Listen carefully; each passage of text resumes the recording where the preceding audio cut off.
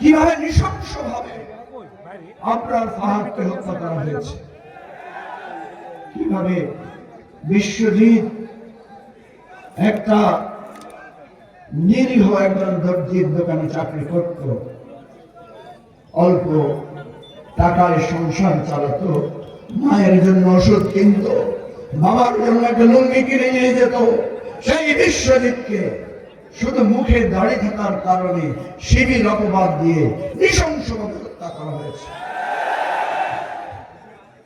সেই ইতিহাসকে আমরা ভুলে গেছি। আমরা কিন্তু বারবার সতর্ক করেছিলাম,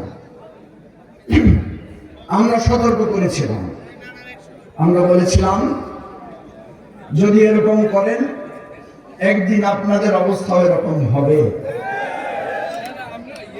মুসা আলাইহিস সালাম সতর্ক করেছিলেন কাকে? ফেরাউনকে। ইব্রাহিম আলাইহিস সালাম সতর্ক করেছিলেন নমরুদকে। আমাদের পূর্বপুরুষরা যুগ যুগ ধরে এই লড়াই চালিয়ে গেছেন।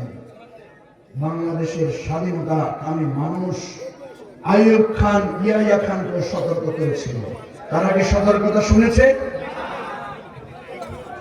শেখ হাসিনাও আমাদের সতর্কতা শুনেন নাই।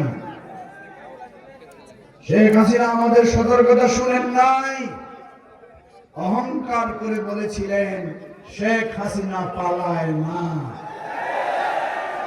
শেখ হাসিনা কি পালায়?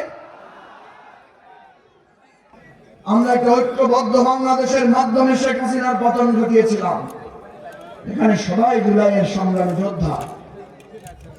আমরা ভুলে গিয়েছিলাম কে ডান কে বাম, কে হুজুর কে নাস্তিক আস্তিক। কি বলেন, ভুলে গিয়েছিলাম না? কে বিএনপি কে জামাত, আমরা ভুলে গিয়েছিলাম। ভুলে গিয়ে আমরা একসাথে হাতে হাত রেখে স্বৈরাচারের পতন ঘটিয়েছিলাম।